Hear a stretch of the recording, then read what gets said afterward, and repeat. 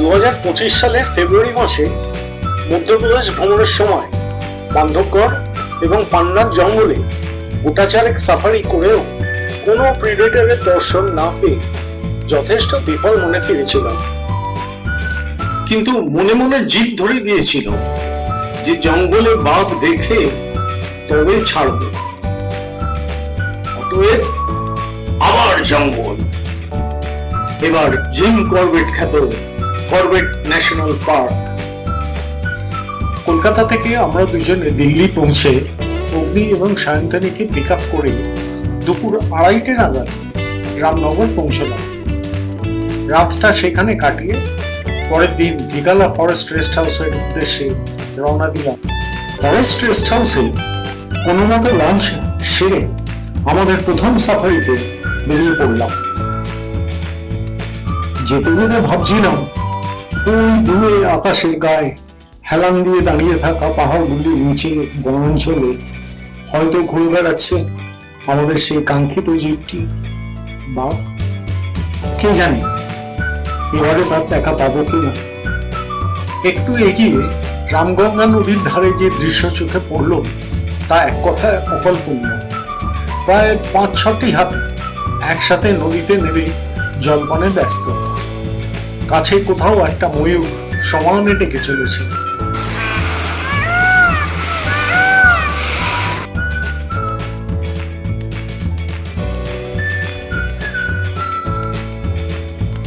দ্বিতীয় দিনের সকালের সাফারির আগে দিঘালার ডেক থেকে কিছু হাতি ও একটা পেন্টেড স্টক দেখতে পেলাম। কিছুক্ষণ এদিক ওদিক ঘোরাঘুরির পর একটা গ্রাসল্যান্ডের সামনে আমাদের জিপসি এসে থামল। ড্রাইভার দূরে একটা ঝোপের দিকে দেখতে বলল। দেখি 3টে বাঘ বিশ্রাম নিচ্ছে। শুনলাম বড় বাঘিনীটার নাম পেড়ওয়ালি ও অপর দুটো ওর বাচ্চা, কিন্তু বেশ বড়। বেশ কিছুক্ষণ ওদের লীলা মানে ব্যাঘ্র লীলা দেখতে থাকলাম। চোখের সামনে 3টে বাঘ, বিশ্বাসই হচ্ছিল না। জঙ্গলে এই প্রথম বাঘ দেখা, যদিও একটু দূরে। করবেটে আসাটা সার্থক মনে হল।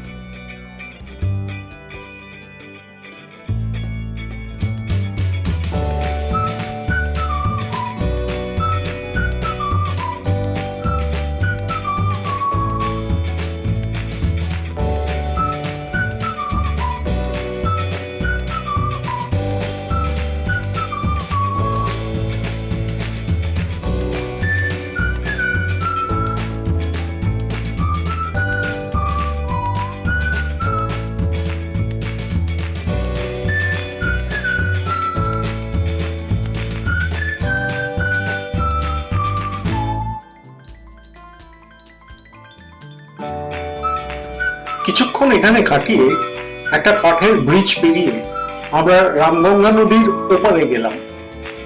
যাবার পথে ওই জলরাশির মধ্যে কিছু পাখিরও দেখা পেলাম। আমি পক্ষী বিশারদ নই, তাই নাম বলতে পারলাম না। অনেকক্ষণ এদিক ওদিক ঘুরে দুটো গাড়ির 2 ড্রাইভারের পরামর্শ মতো এফআরএইচে ফিরে এলাম। বিকেলের সাফারিতে শুধু হাতি আর হাতি। দেখলাম প্রায় 20 থেকে 25টি হাতি ওই রামগঙ্গা নদীর জলে চড়ায় ধারের ঘাস জমিতে নানা রকম ভাবে ব্যস্ত। কেউ জলপান করছে, কেউ জলকেলিতে ব্যস্ত। প্রায় ঘন্টা 2 সময় ওদের দেখতে দেখতে কেটে গেল।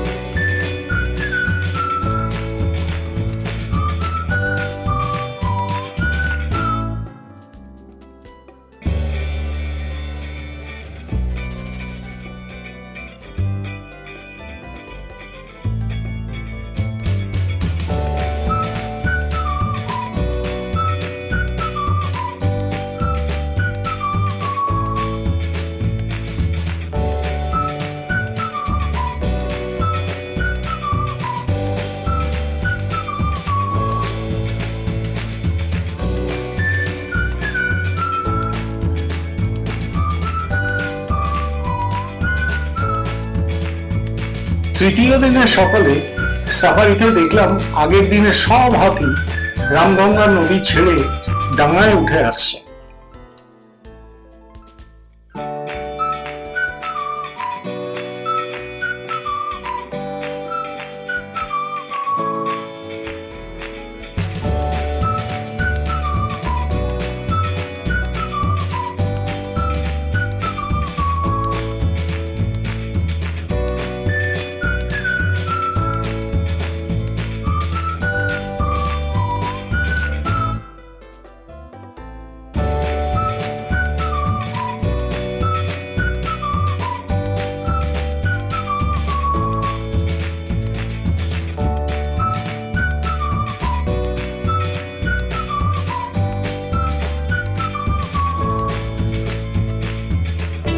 আমাদের জিপসি একটু নিরাপদ দূরে ঠায় দাঁড়িয়ে রইল। ধীর পদে ওরা এক একজন নদী থেকে উঠে এসে রাস্তা পার হয়ে জঙ্গলের ভেতরে চলে যেতে লাগলো। আমাদের অপেক্ষা করতেই হবে, জঙ্গলের জঙ্গলি হাতির চেয়ে ভয়ঙ্কর প্রাণী আর কিছু হয় না।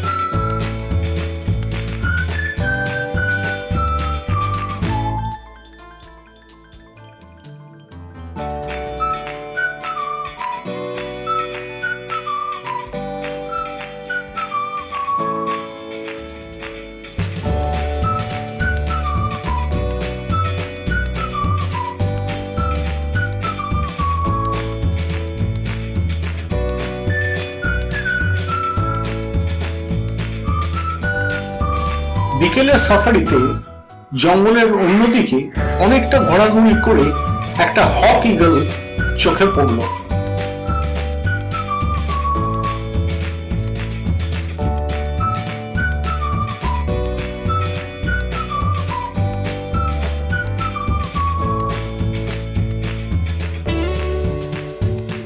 আর চোখে পড়ল জল থেকে উঠে হাতিরা কেমন ভাবে গায়ে ধুলো মাখে, শুয়ে পড়ে ধুলো নিয়ে সারা গায়ে ছড়িয়ে দেয়। এই ধুলো ওদের গরম থেকে বাঁচায় আর বিভিন্ন পোকামাকড়ের কামড় থেকেও রক্ষা করে। একটা দলছুট হাতি একটু এদিক ওদিক করতে করতে জঙ্গলে ঢুকে গেল।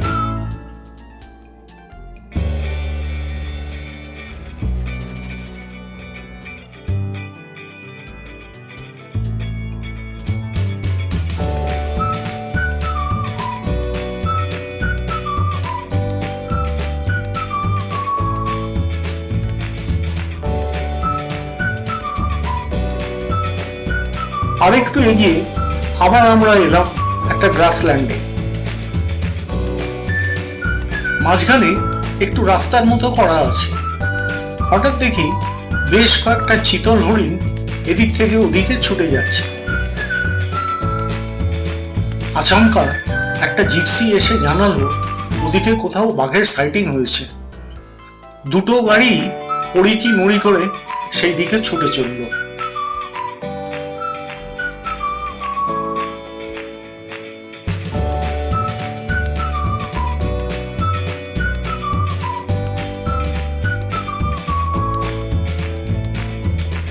গিয়ে দেখি ততক্ষণে 10-12টা গাড়ি জঙ্গলের একটা অংশ ঘিরে ফেলেছে। শুনলাম জঙ্গলের এইখানে নাকি একটু আগে একটা বাঘকে দেখা গেছে।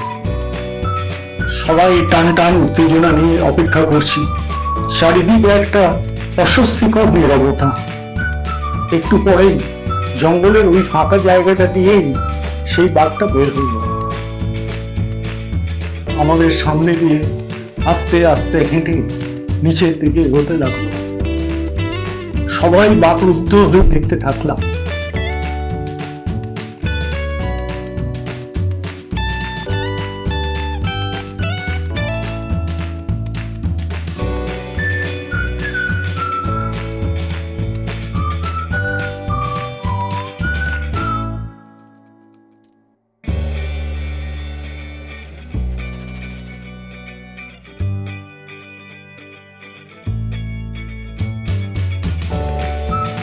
তারপর রামগঙ্গা নদীর একটা শাখা পেরিয়ে সামনের গ্রাসল্যান্ডের দিকে এগিয়ে চলল।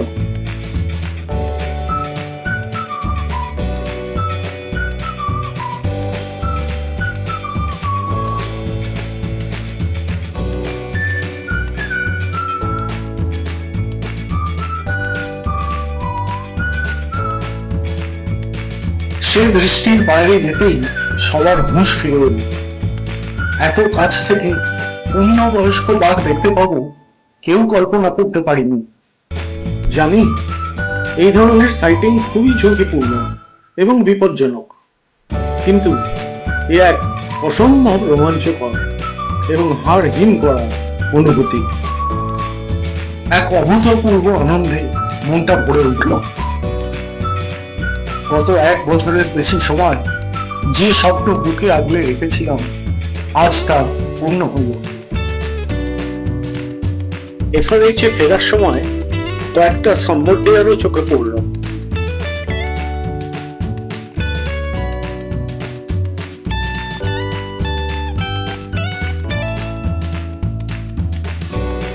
আরো একটা আগে না দেখা এক পরজীবী উদ্ভিদ দেখতে পেলাম। দেখলাম কিভাবে একটা পূর্ণবয়স্ক গাছকে নাগপাশে জড়িয়ে ধরে তার থেকে নিজের খাবার সংগ্রহ করে জীবন ধারণ করছে।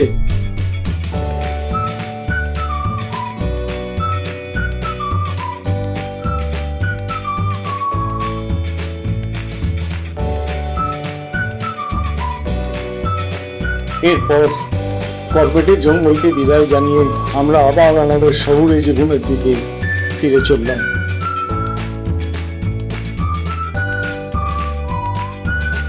ভিডিওটি ভালো লেগে থাকলে দয়া করে একটা লাইক দিয়ে সাবস্ক্রাইব করে দেবেন, আর হ্যাঁ, প্রচুর পরিমাণে শেয়ার করতে ভুলবেন না।